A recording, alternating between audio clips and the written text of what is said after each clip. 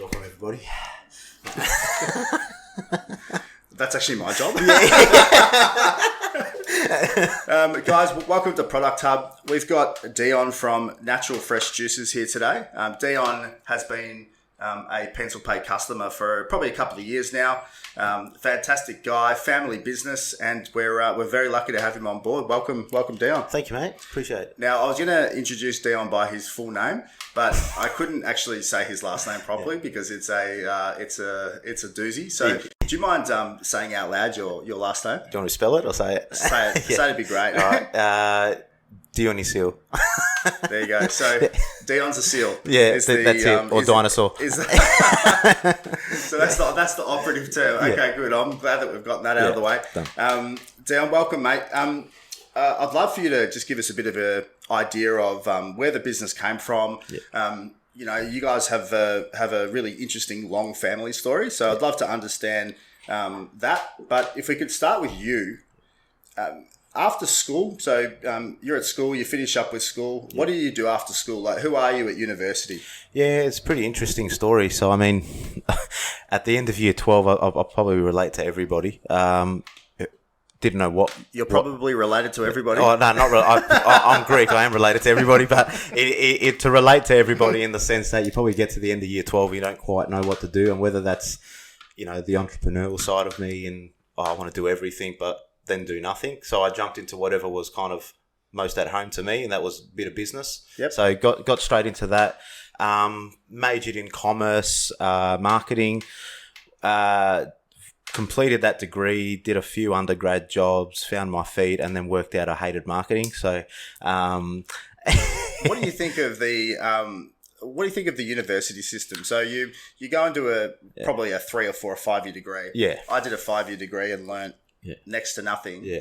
What's your feeling from your experience? Oh, I think it creates structure. That's it. Gives you a bit of focus in terms of finding what you want to do. I think university's there to, unless you're going to become a doctor or an accountant, real specific in terms of your end result.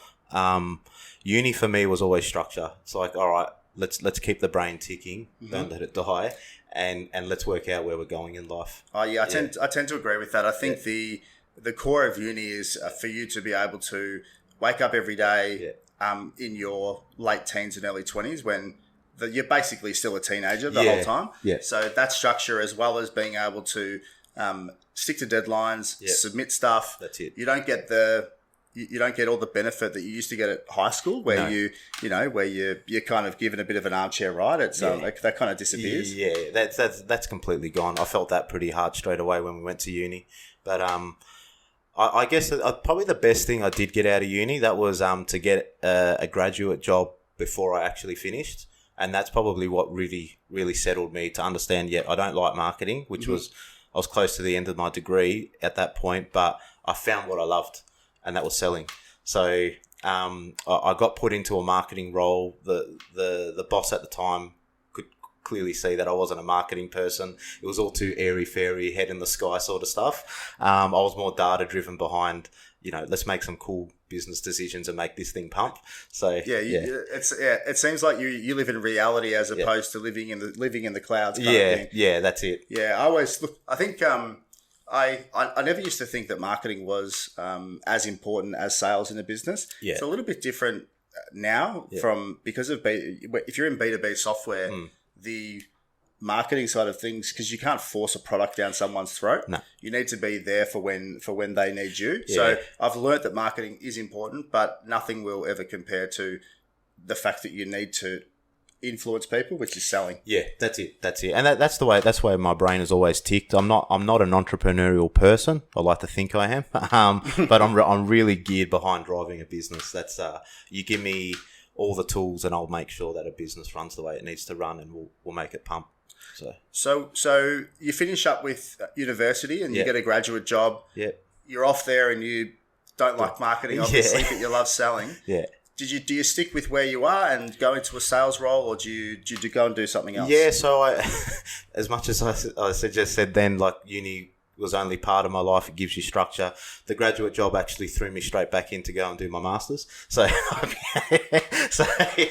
I went and picked what I wanted to do, and that was a bit of business and accounting. So something that was actually going to give me value. So I spent about 2.5, 3 years there. They these guys helped me travel the world. I saw India, I saw the UK, I saw Italy, and all these places to be able to say.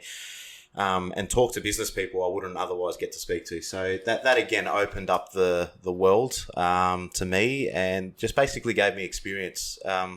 And that's what pretty much brought me back home. So I gathered a wealth of knowledge on someone else's time, and I brought it back to the family business.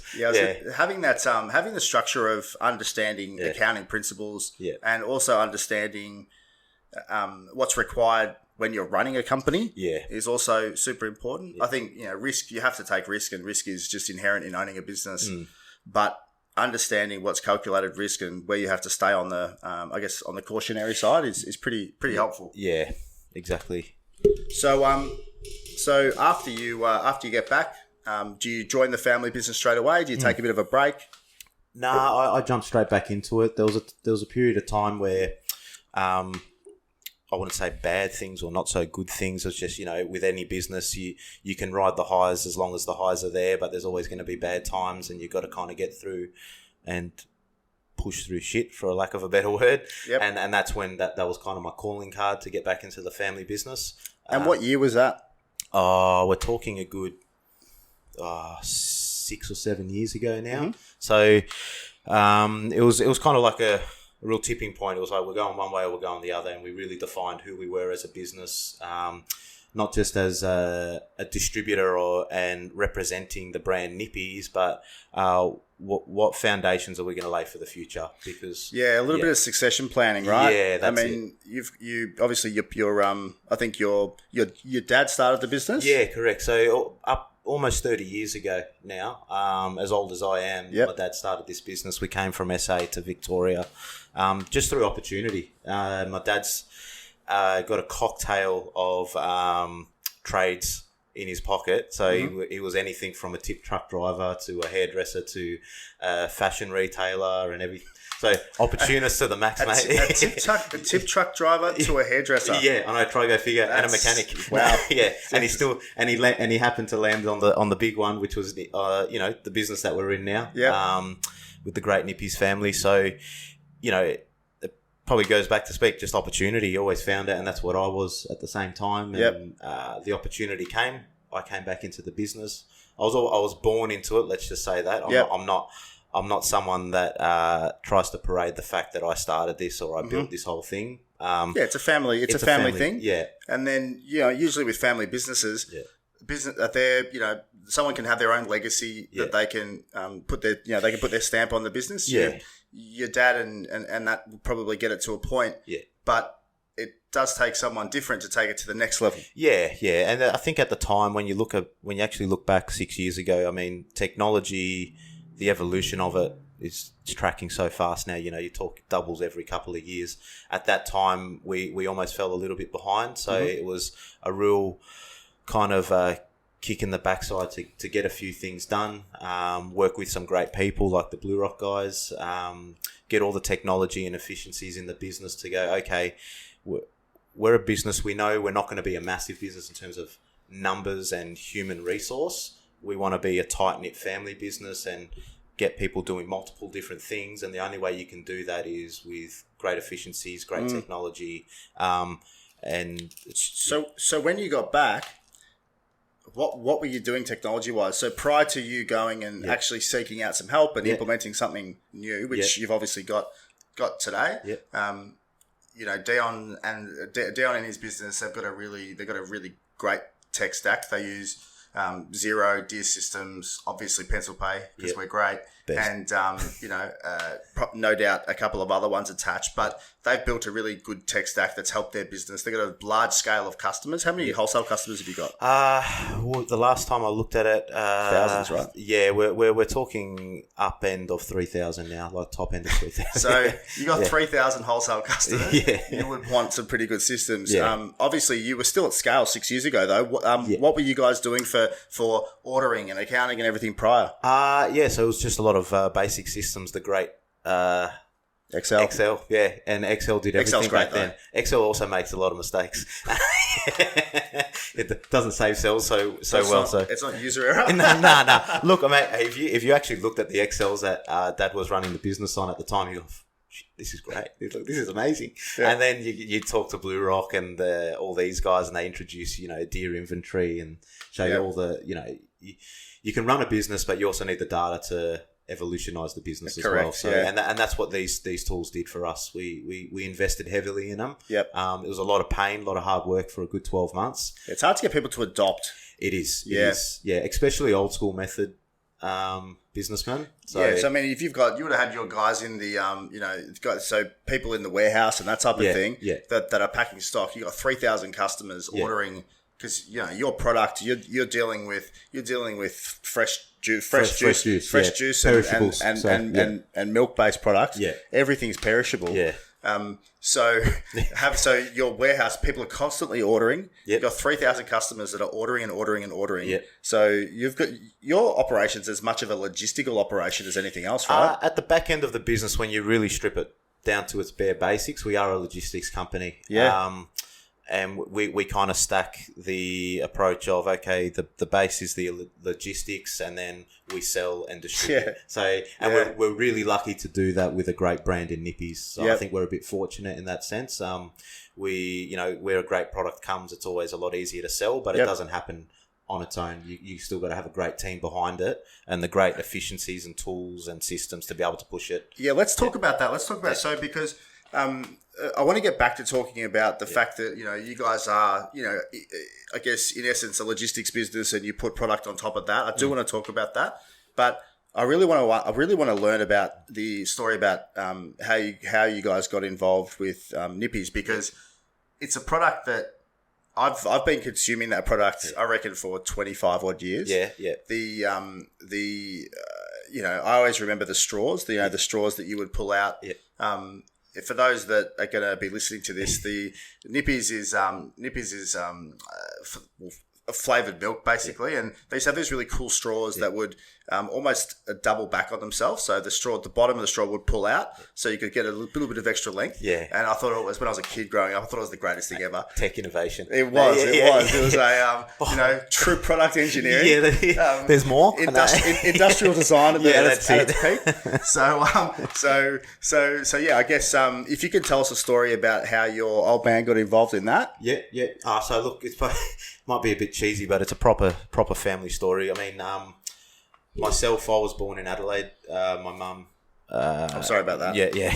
I'm sorry about it as well. I'm trying to forget about it. Look, my mum and my dad obviously met in SA. My dad being a Vic boy, my mum being an SA girl. So, just came, like I said, mate, opportunity, and just it was the bare basics of going, hey, this is a good product. I don't know anywhere in Melbourne that has it. No one else in Melbourne has it. No one else in any other state has it, let alone Melbourne. So just came to that. It's like, okay, let's take this bad boy and go elsewhere with it.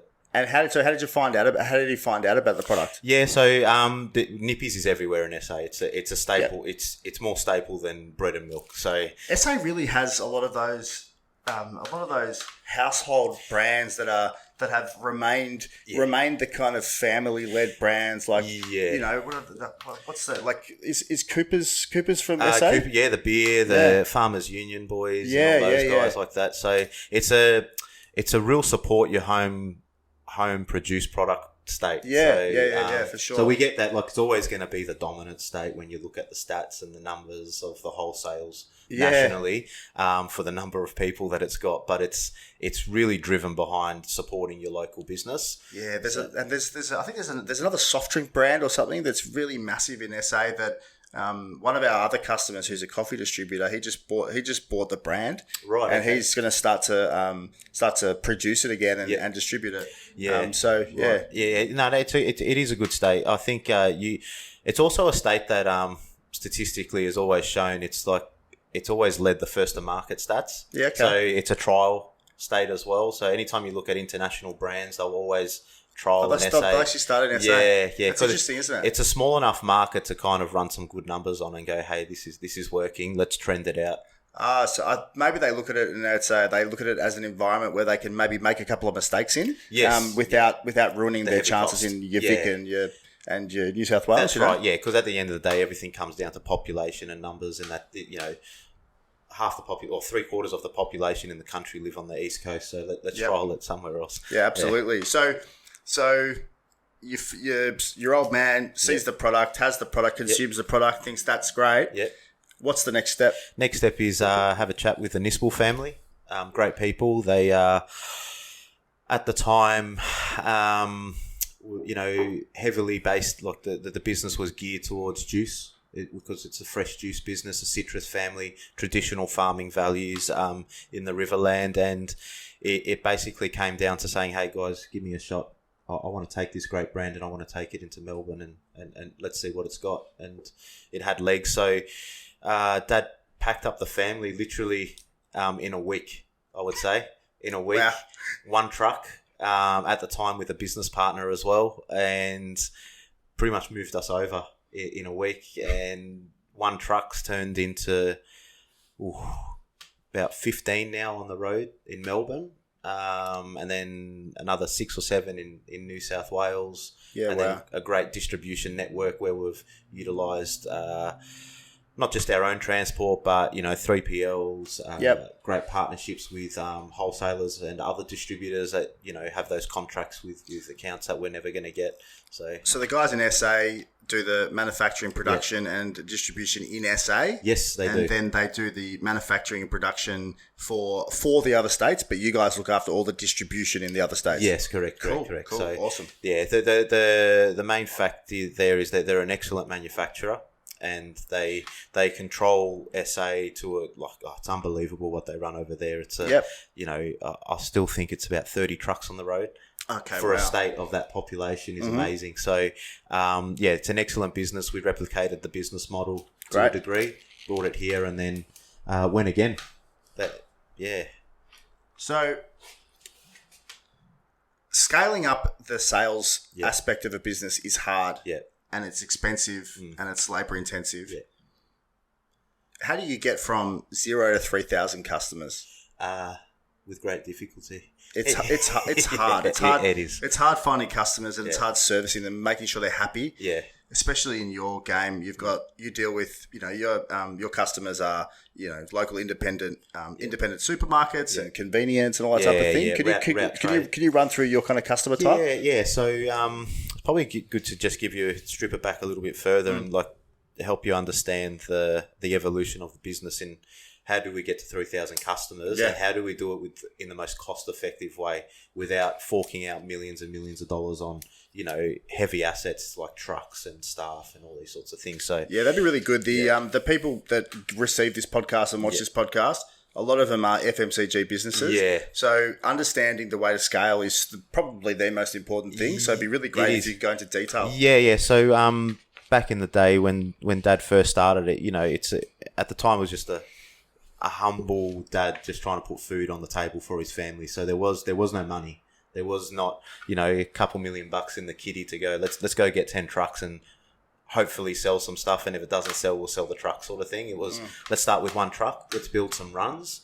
And then it's still known today, but the vendoring business or contractors, what you'll see in the logistics game now, we utilize that sort of business model. So we would bring in a contractor or a vendor, contract them to us solely to only distribute and sell Nippies. Mm-hmm. So they would wear the brand, the truck will be branded Nippies, but they'd run their own business. So their truck was like a mini warehouse.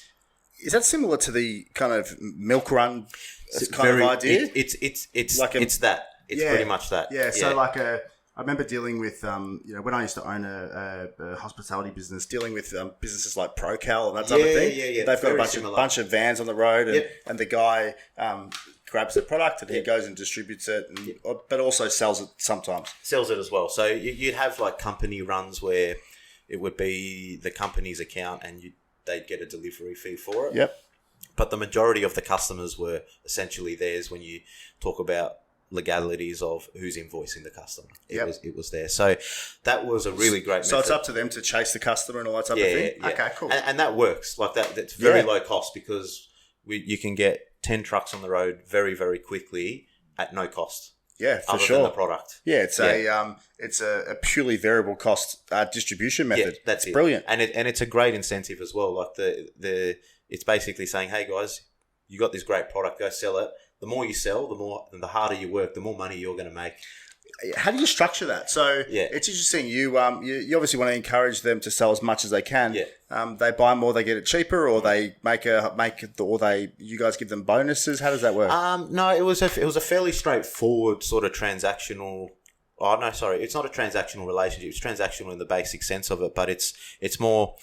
They were as much as part of our family as anybody else that was blood related. It was more like help us and we'll help you sort of thing. You guys do all the things to help them be successful, anything to help them be successful. We put reps on the road, we gear sales towards them. Mm-hmm.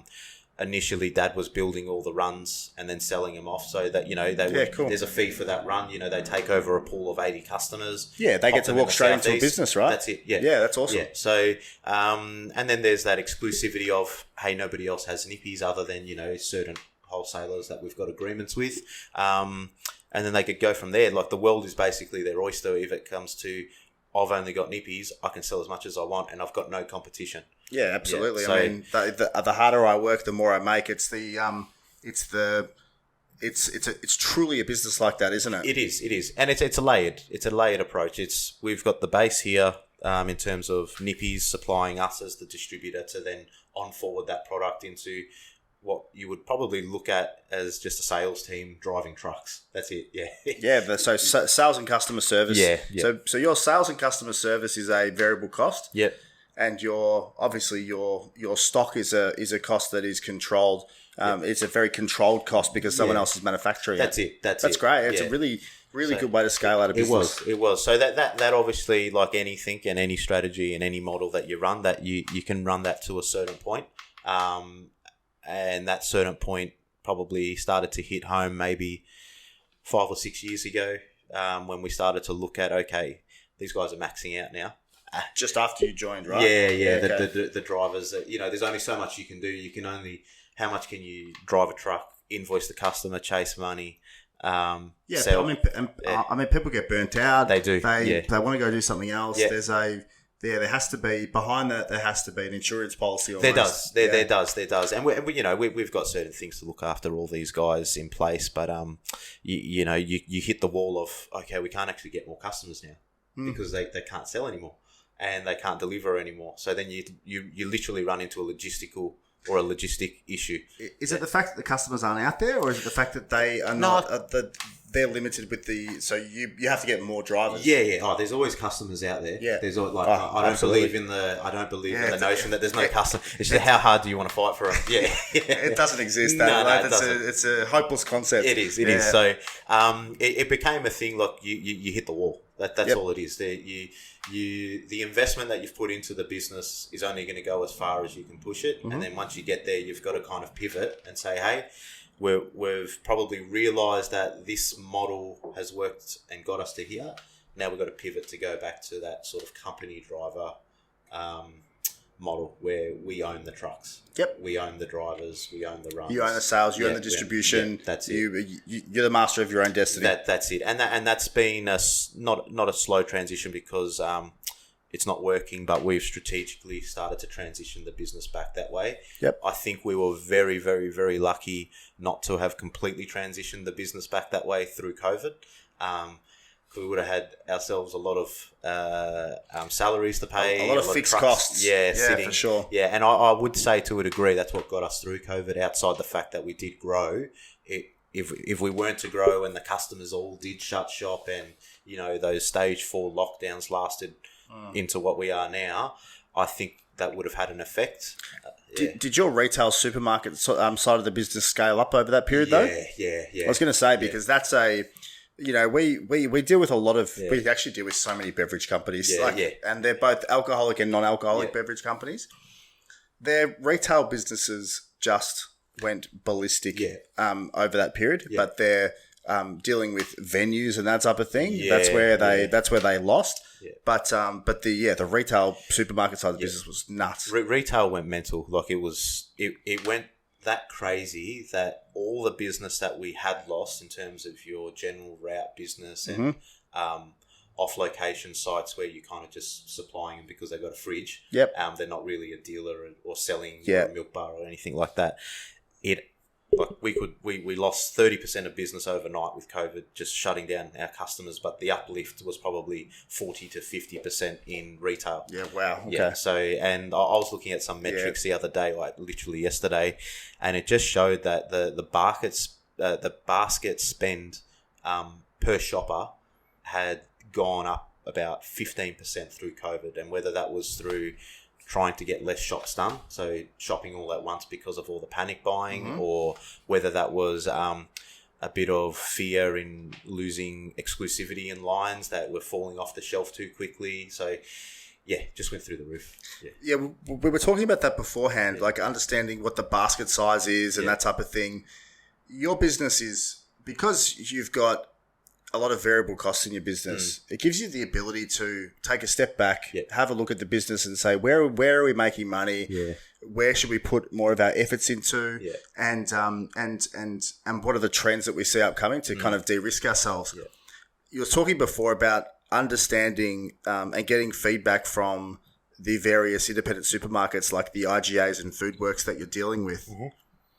You receive that feedback through a number of different mechanisms and understanding that basket size. Can you talk to me about how you go about that, how you get the feedback, and how you understand and get the intel about what's going to happen in the future?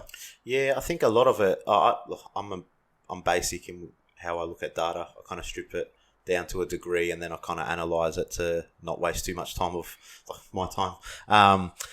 It comes down to, okay, what were they spending before? What are they spending now? And how many units per week are we moving through a store? And that will kind of give you a general analysis of how much people are shopping now. So we're probably lucky in the sense that we've got a line that's fresh. So it's not something that people can buy or shoppers can buy a heap of and store it on site. So we could kind of get a trend of, all right, we're going back to these places regularly. Our product's only got 30 to 40 days shelf life on here. And the increased amount that we're going back is probably doubled or tripled over a 2-week period. I really like that aspect of your business, that it almost makes it easier to serve the customer and retain the customer because you're seeing them so often, you kind of get an indication of if there's any issues. And you kind of got that touch and feel that you don't have with a lot of, a lot of the products that have got long shelf life. They can order and they can order once a month or whatever it is. You just can't order your product that rarely, right? No. There's an aspect of us obviously not manufacturing in Victoria. Everything's done in SA. So there's always a time delay in terms of getting fresh product over to Victoria. And then when you look at the long life part of the business or the ambient part of the business, it's always readily available, but moving through the shelf at a higher rate than we've ever felt before, especially through COVID. And I don't want to talk too much about COVID, but through that period, it showed an economic growth that was bucking the trend of what we were hearing in the news of, nobody's got no money, the cost is going higher. Mate, the news, I think all of us have realised, and again, we don't really want to talk about COVID, but all of us have realised that the news, doesn't matter where you get it from, it's all full of shit. And it's all... It's actually disgraceful what journalists have become. And don't get me started on it, but... hopefully people are starting to realise that you just can't follow it. No. We're probably in the most educated time of our history. In certain ways. Yeah, in certain ways. We're probably more stupid in certain ways, but we're in terms of information just being so readily available, we're probably in the smartest and most accessible time ever. So Tommy and I were talking Tommy and I were talking the other day, and he was telling me about his girlfriend and a couple of her friends. And he's in front of... I know it's a good story already. He's in front of us now. He's absolutely pissing himself. So Tommy said, he said, I think we're talking about geography and understanding where things are and all the rest of it. And Tommy, how old's your girlfriend? 23. And her friends are the same age? Yeah, 21 to 23. Yeah, cool. So Tommy likes to date young girls. Yeah. Do it. So they're having a conversation, and I think they were having a discussion about the war in over in Ukraine and all the rest of it. And interestingly enough, they thought they for some reason thought that Russia was in the US. So, and when we spoke about it, he gave me a bunch of other scenarios and examples of where this type of thing has happened, where people just have no understanding of the world around them. No. Now, he could be hanging out with absolute retards, or he could be onto something. Do you know what I mean? Yeah. And I think that he could. I think that he's onto something here. There's a lot of people that have very little idea about what's going on around them. Number one, or what happens over there. Yeah, it's almost probably more. There's too much information to consume, so I'm not going to take in any of it at all. That's what it is. Yeah, the information that's out there is so plentiful that the standard things that society drove to be taught to people has stopped being taught to people. That's it. And now the focus is whatever you want it to be. Wake up, live, and wake up and watch YouTube and TikTok and Instagram. Get somebody else to tell me what the world's about. Exactly. Yeah. Just shows you the power they've got. The new media. Yeah. Anyways, what were we talking about? So I think we were on the lines of how did we get to the bit to the model that we are today? The scalability. So so that COVID time hit, and then we got through it. We fast forward to today, and more reps on the road, working with greater partnership wholesalers and distributors in the market to build strong distribution points and more consistent ones. We're not interested in the business where you buy it today and forget it tomorrow. Mm-hmm. It's we're here for those return businesses, and we I think outside of the direct business that we have with the retailers and the route trade and all that, I could speak for all of our customer base. It's been long-term business, and that's been key for us. We didn't start yesterday with them. We started with them from the very beginning, and we've come on a journey together, and that's carried us through. It's carried us all through the tough times. So, yeah. I've always thought with the distribution type of business. Yeah. I always thought to myself, do you always look for other products that you can put into the run? Or is it the kind of thing where you just go, all right, this is what we're doing. This is what our customers know us for and love us for. Yeah. Do we just focus on that, or? Yeah. So we've talked about this many times. It's probably easier said than done. That's what I thought. Like, I would have thought it makes a lot of sense commercially, because you've got X amount of people out on the road. Those X amount of people net you Y dollars per week. Yeah. And then, but if you can change that, we'll call it a basket size, because it's really the distributors that you've got under you, the ones shopping at your place. Yeah. If you can increase that, but then you think about it, there's got to be reasons why people don't just all do it. Oh, yeah. Exactly right. I mean, we've always looked at the numbers and we're like, we can transition into a wholesaler mentality and carry 15,000 different lines, put our costs through the roof for a bigger warehouse, higher risk in stock not moving and going out of date and all these sorts of things. And, the reward would probably be there, but the ability to concentrate and give the value to Nippies won't anymore, because we'll be... Significant risk as well. Yeah, significant risk, especially if you're dealing with stuff that does have a shelf life. Yeah, exactly. And we specialised in the chilled game. It's a hard game. Oh, yeah. Not everybody likes to get into it. That's another reason why the variable cost infrastructure model is good, because it's ridiculous. The upkeep of a chilled fan. The basics of electricity can dictate whether we're making profit or not. When you've got cool rooms that are costing you, in electricity $15,000 a month just to run. That's the let alone all the trucks with their motors that are on it and all that sort of stuff. Yeah, you don't think about it. If electricity each month cost you $5,000 12 months ago, and now it's $15,000. Yeah, there's your margin. Your margin gone. Yeah, and where do you recoup that? Your customers. So exactly. Yeah, as much as you don't want to say, that's the only place you can get it. So we know where we're going, where we are now, and the transitions that we still have to make to be able to sustain what we're doing. Yeah. We're traveling pretty fast at the moment.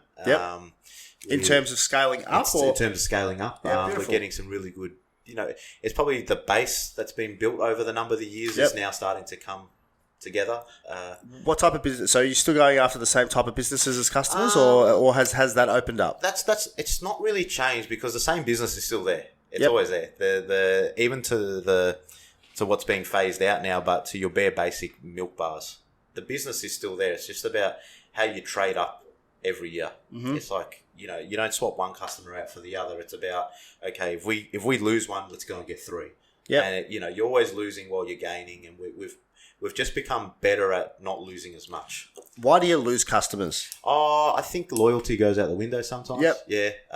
So is it a price-driven thing? Price-driven, yeah. We're in a game of a lot of cowboys and Indians out there, and, you can source product from anywhere these days. You can buy it online. And your game is your customer's game is a full. It's just a margin game. Everything's a margin game. It is down to the cent sometimes, and that's the sort of business we don't say no to, but you kind of lose interest in dealing with sometimes.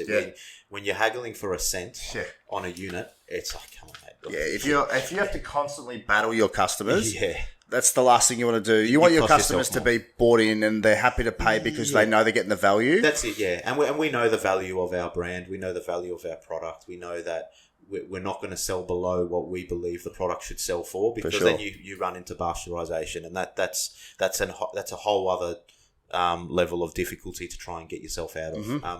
Once a product becomes pasteurized, you've got no control over your price anymore. You've got no control over your distribution. You don't know where it's going. You don't know where it's coming from.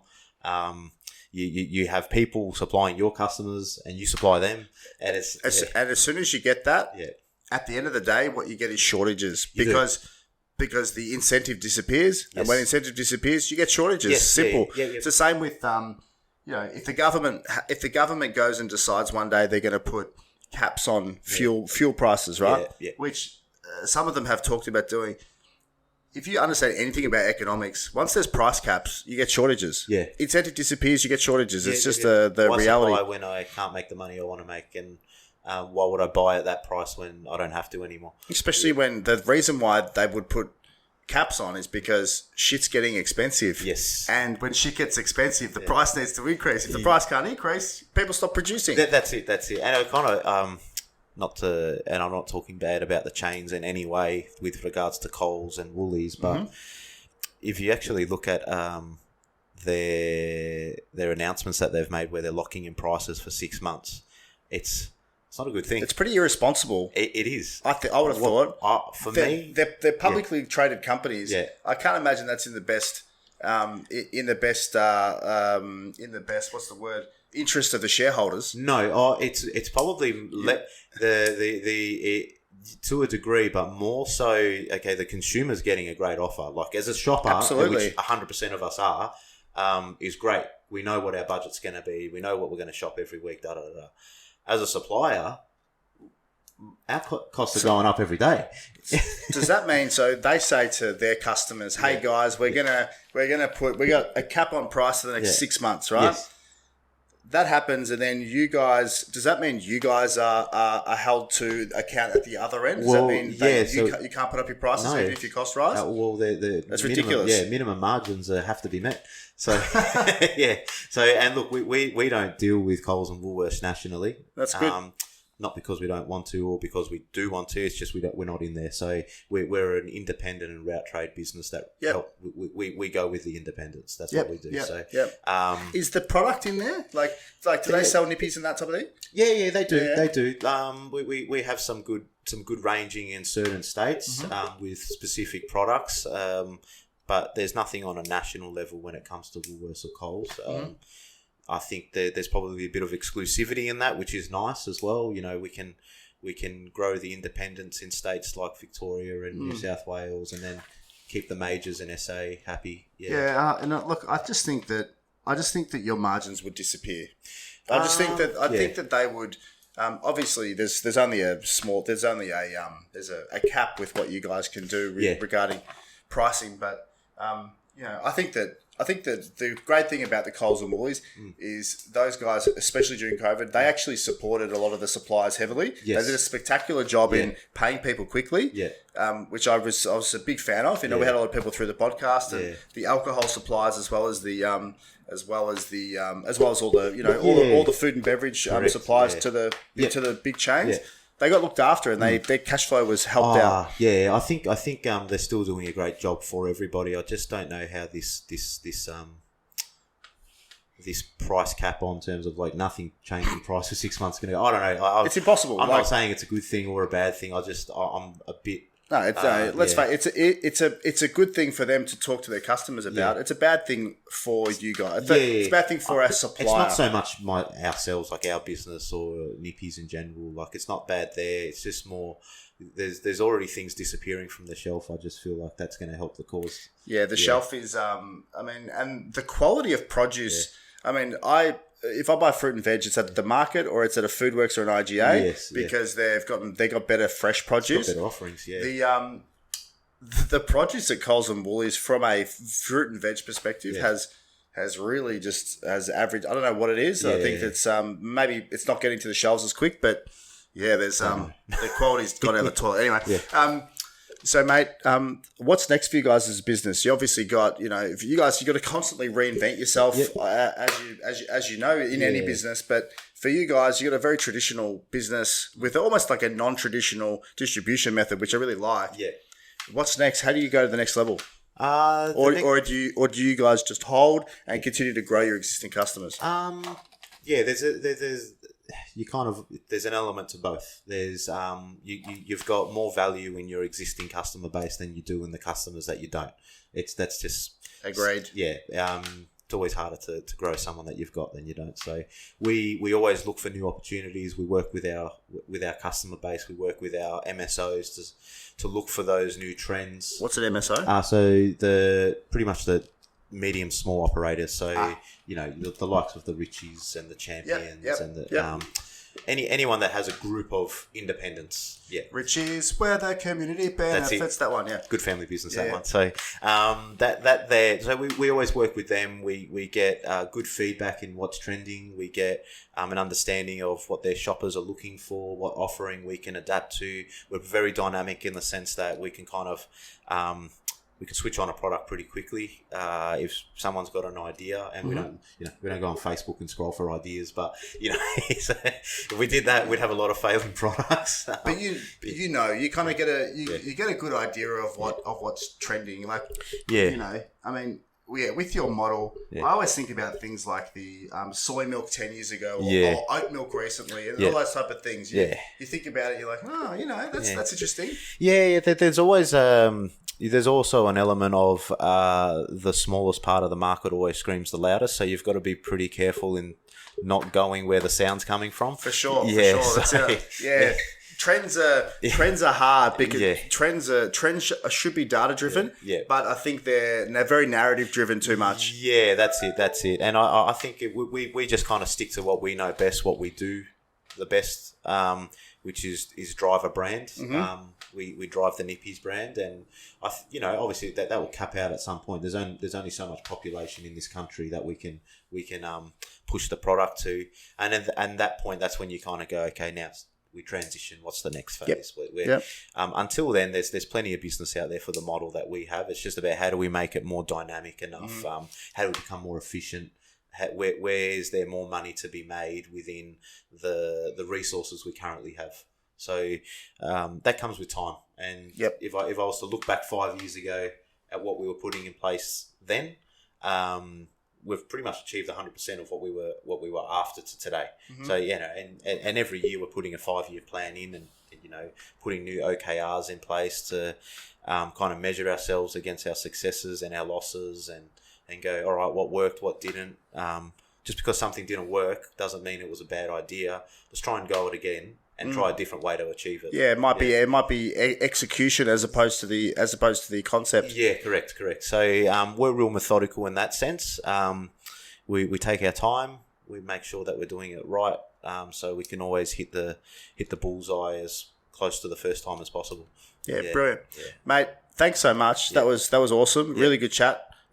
We've just done an hour pretty quickly. That's just that's incredible. So, mate, brilliant. Thank you. Thank you for having me. Appreciate it. Cheers. Thank you.